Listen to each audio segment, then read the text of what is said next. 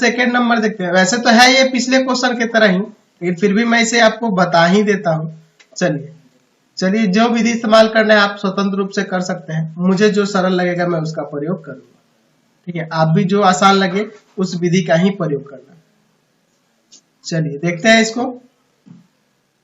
ये ना है जी आपका क्वेश्चन, अंक दिया है, इसका माध्य निकालना है और विद्यार्थियों की संख्या दी हुई है। विद्यार्थियों की संख्या दी हुई है।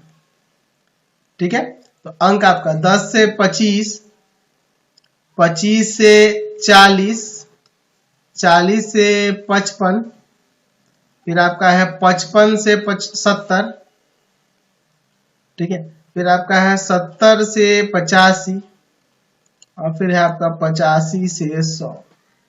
ठीक है, 15-15 का अंतर दिख रहा है। ये दिया 2, 3, 7, 6, 6, 6। यहाँ पे लिखेंगे XI यानी कि वर्ग चिन्ह निकालेंगे। तो इन दोनों के बीच का, तो इन दोनों को जोड़ोगे तो 35 होगा और 35 में 2 से भाग करोगे तो 17.5।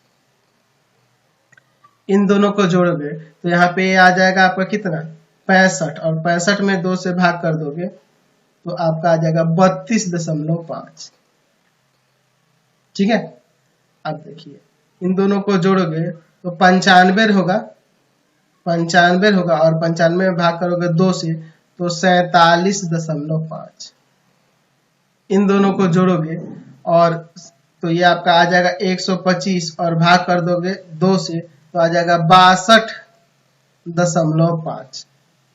ठीक है, चलिए आगे देखते हैं क्या हो जाएगा आगे। ये 70 को और 85 को जोड़ेंगे तो 70 और 85 कितना हो जाएगा जी, 70 और 85 जोड़िएगा तो आपका हो जाएगा 155 और 155 में भाग कर दोगे 2 से तो 2 से भाग करोगे तो 77.5। ठीक है, और फिर इसको जोड़ेंगे तो 185 और 185 में 2 से भाग कर देंगे तो आपका आ जाएगा 92.5। चलिए, तो ये आपके वर्ग चिन्ह निकल के आ गए। तो या तो आप यही रहने दो, प्रत्यक्ष विधि के इस्तेमाल से बनाओ इसको गुना करके। देखो पॉइंट वगैरह में है, गुना करेंगे तो कहीं गड़बड़ आ जाएगा, तो इसीलिए हम लोग क्या करेंगे यहाँ पे DI निकाल लेंगे। तो वह होता है XI माइनस A। तो A इसमें से कौन मानेंगे, तो उसके मध्य में से कोई एक मान। तो मध्य में ये 2 मान है, इन दोनों में से कोई मान सकते हैं, ऊपर वाला या नीचे वाला, कोई भी हम लोग यहाँ स्वतंत्र रूप से मान सकते हैं।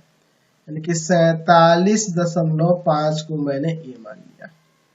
ठीक है, 47.5 को मैंने A मान लिया। ठीक है, चलिए अब 17.5 में से 47.5 घटाएंगे तो 30 आएगा माइनस का 30 आएगा ना जी, बिल्कुल 30 आ जाएगा।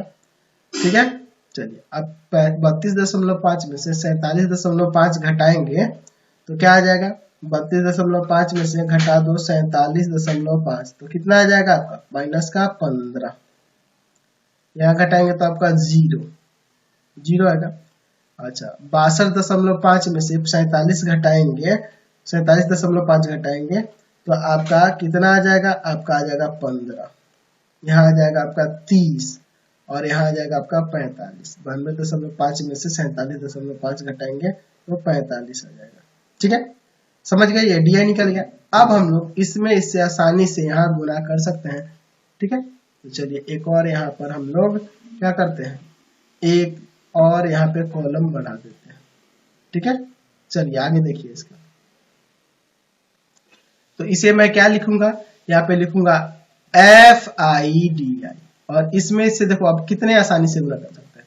माइनस का 60, माइनस का 45, 0, ये 15 छक्का 90 प्लस का और 3 छक्का 18 180 और ये आपका आ जाएगा 9 3 27 270। 45 में 6 से गुना कर देंगे तो 270 आ जाएगा। ठीक है, अब चलिए अब इसको जोड़ते हैं और इसको जोड़ते हैं विद्यार्थियों की संख्या। तो गुना को सरल बनाने के लिए ही मैंने लघु विधि का इस्तेमाल किया है, सिग्मा FI। इसको जोड़ो तो जोड़ोगे तो क्या आ जाएगा, 5 और देखो ना ये 6 18 और 12 ये हो जाएगा।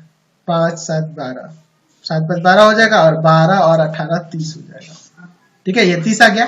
यहाँ पे सॉल्व करते हैं तो 270 180 और 90 ये तीनों प्लस का है, जोड़ेंगे तो 540 आ जाएगा और इसमें से घटा देंगे किसको 60 को तो 480 और फिर घटा देंगे 45 को तो आपका आ जाएगा 435। चलिए अब यहाँ पे फॉर्मूला लगा देते हैं। तो हम लोग जानते हैं फॉर्मूला माध्य बराबर में होता है ए प्लस में, यानी स्मॉल ए कैपिटल ए जो भी आपको मन करे लिख देना। मैं तो आपके बुक में स्मॉल ए यूज किया है तो मैं स्मॉल ए ही कर देता हूँ। Sigma F I D I और बटा में सिग्मा एफ आई। तो ए का मान यहाँ पर क्या है, ए का मान आपका 47.5 है, इसे भी स्मॉल ए कर देता हूँ, प्लस इसका मान 435 है और भागा में 30। तो 435 में भाग कर दोगे 30 से तो कितना आ जाएगा, 47.5 है ना, इसको भाग करेंगे तो 14.5 आ जाएगा। 435 में भाग करेंगे 30 से तो 14.5। तो चलो इसको जोड़ देते हैं 47.5 को और 14.5 को, तो 62 आ जाएगा यहाँ से। तो 62 आपका माध्य निकल के आ गया। समझ गए ना। तो देखे ना कितना सिंपल है। अगला 3